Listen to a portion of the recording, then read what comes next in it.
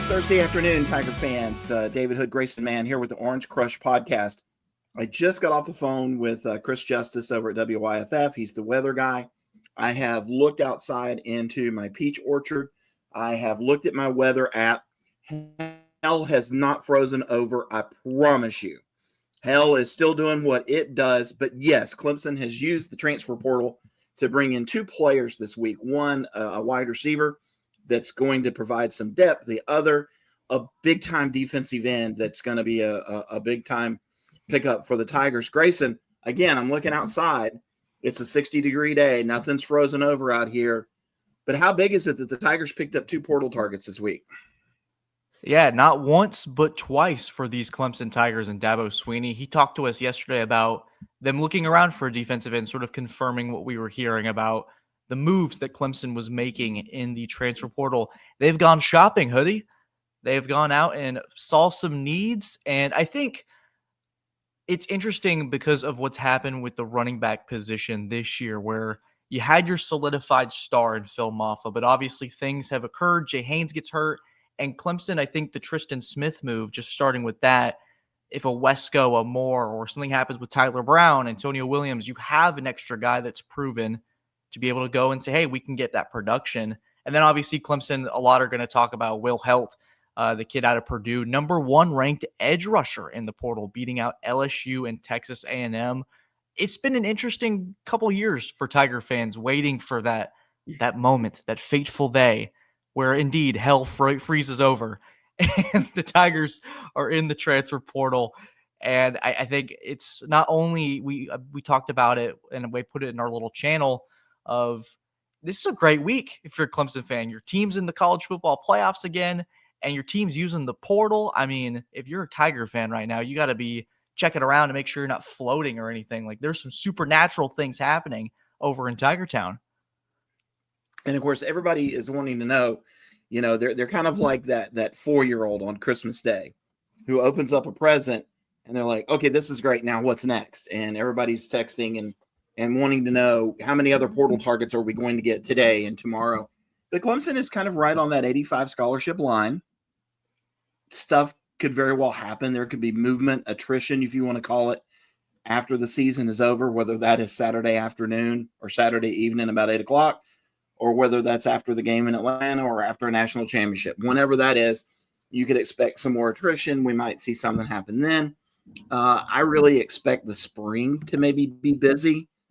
That's when a lot of players across the country are like, oh, you know what? I didn't play a lot during the spring, or I only rose up to third on the depth chart. And you see a lot more movement. You know, but when it comes to this portal stuff, I had a conversation with somebody a couple of weeks ago who said it's coming. We have the money to make a big splash move, but you just don't believe it till you see it. And picking up the wide receiver, Tristan Smith, who's a kid I like, good size. And again, he wasn't supposed to be a splash.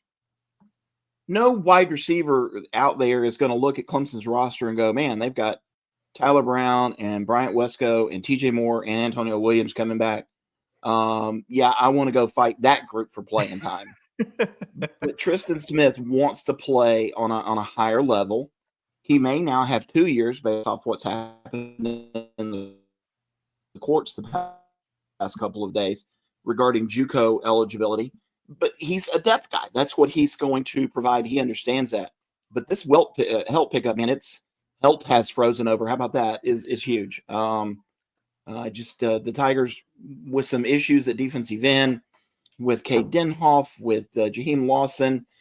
Those guys have made plays. They've been impactful, but not as impactful as people think they should be. We'll see, but it's a good start to the weekend for us.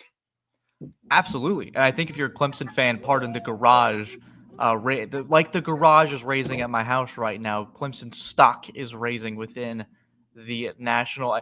It was really funny, David, when Tristan Smith, that announcement came, and all the national recruiting outlets, like the way they phrased their post, it was almost congratulatory of like, hey, well done. Good job. Like you did it.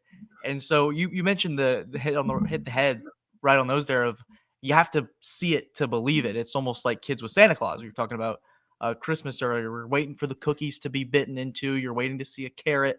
get bitten into for Santa's reindeer. And now Clemson fans are sitting at the Christmas tree with a couple really nice gifts. They just got an Xbox. They just got a couple of really cool clothes. Now they're wanting the PS5 too.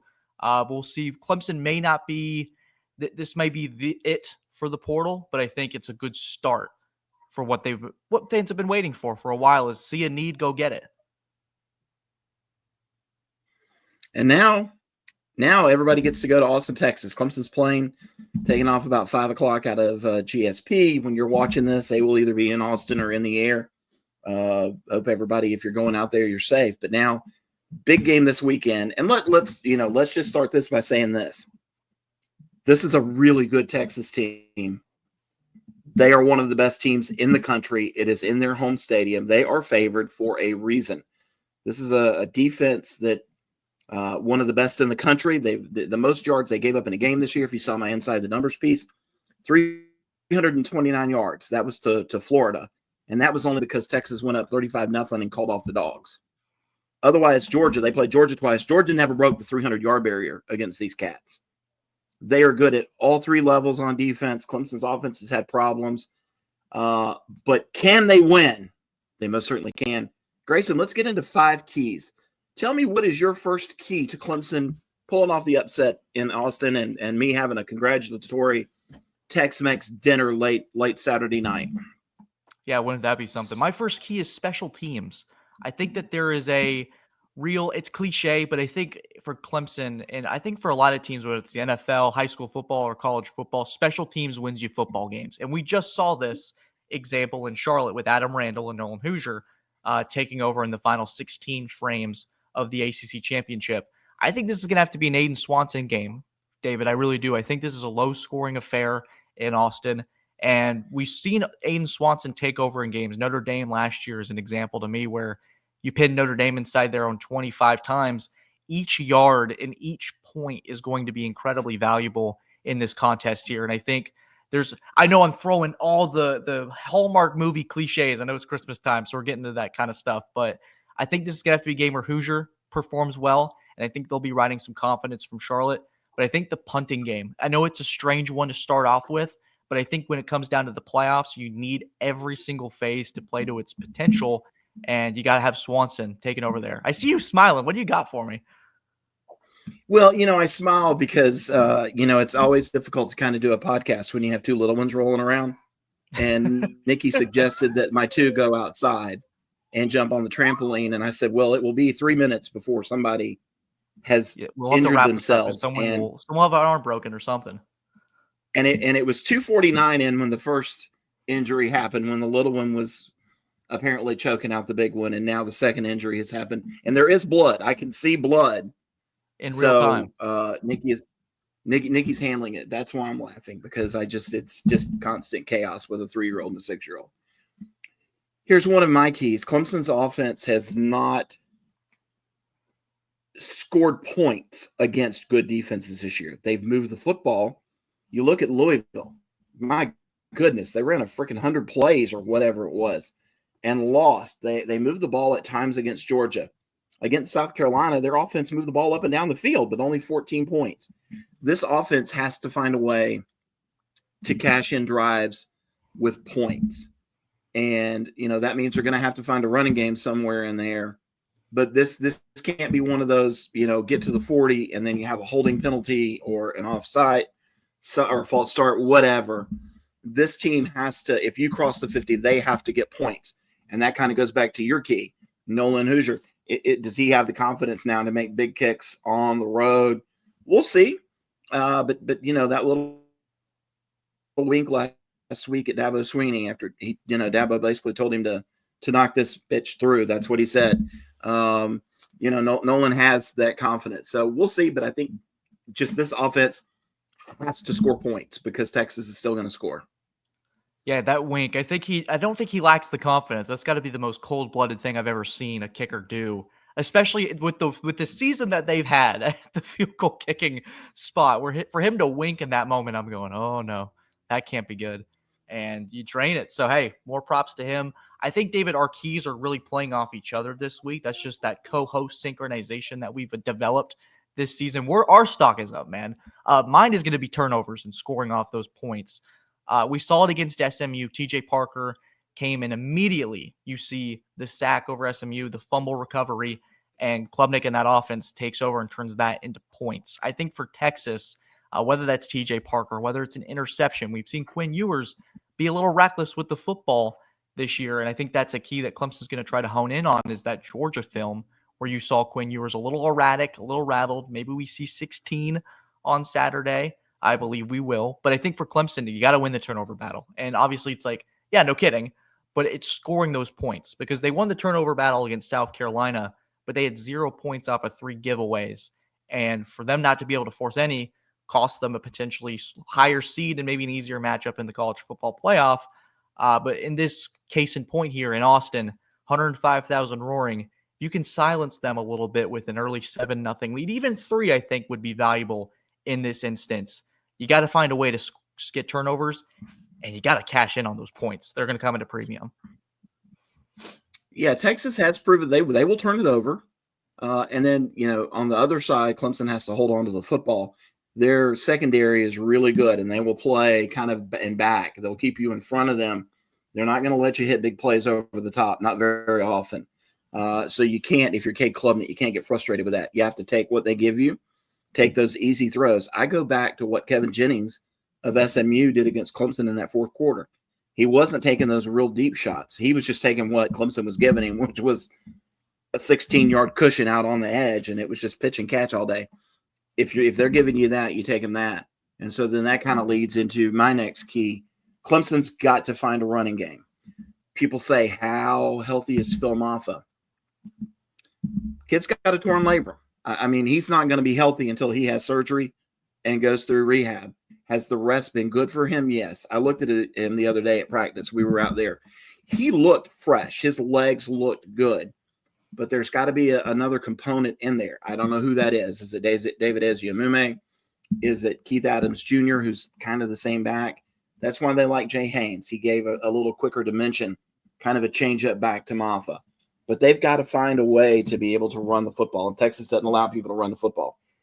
To me, that brings in Cade Klubnik, his legs. Kid's been really good this year, underrated all the way across the board. Somebody posted a graphic this week where his numbers are as good or better than Dylan Gabriel's. The difference is Dylan Gabriel is at the helm of an undefeated number 1 seeded college football playoff team. Cade's on a 3-loss team, but the numbers are as good or better. He has to be able to run the football too. He has to be able to go out there and just kind of let it loose and run the football. They have to use those quick orbit motions. They have to get the ball to wide receivers. They have to, do the quick passes that come fans absolutely hate, but they've got to find a way to run the football. There we go. If they can get 100 yards on the ground or 120, 25, they got a good shot at winning.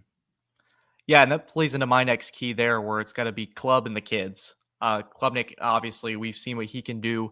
David, I think you've been to several playoff games. You've covered all the wins. You've covered all the losses, and the difference has been quarterback play.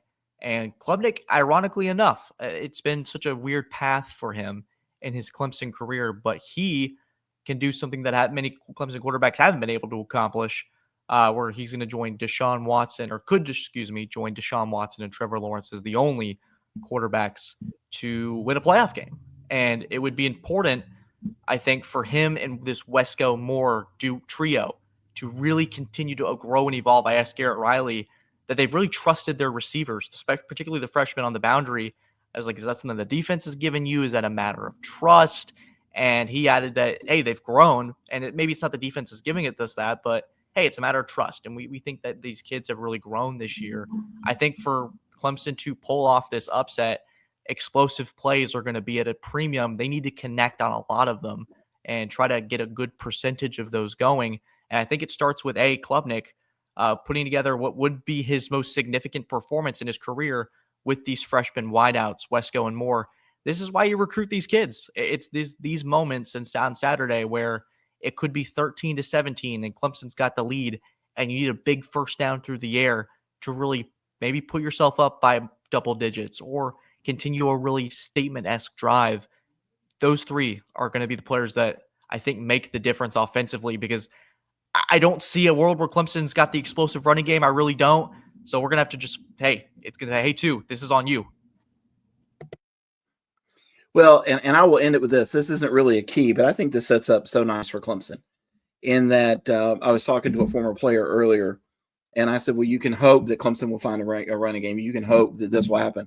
And he said, Hood, hope isn't in the game plan, or hope isn't a game plan. And I get that, right? But Kate Klubnik's played in Texas before. He's played in the stadium. He's in his hometown. Clemson has absolutely nothing to lose Saturday. Texas is the one with all the pressure. They're the ones that are the double-digit favorites. They're the ones that didn't quite make it last year. They lost to Washington there, 37-31. They're the team that has, they gave Isaiah Bond a Lamborghini to transfer from Alabama, right?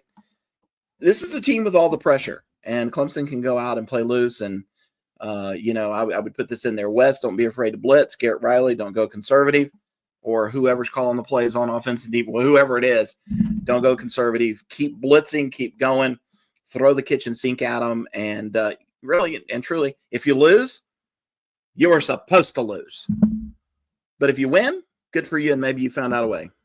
And David, if they have nothing to lose, you got to throw the kitchen sink at them. And hey, if they do and they're successful in that toss, then we'll have plenty of playoff coverage ready to go with Arizona State in Atlanta, or it's on to the hoop season full time. Once again, this is Grayson Mann alongside David Hood on the Orange Crush podcast, the portal and the CFP. Lots to be excited about if you're a Tiger fan. Thanks to our sponsor for making this possible. Thank you guys as always. Take care.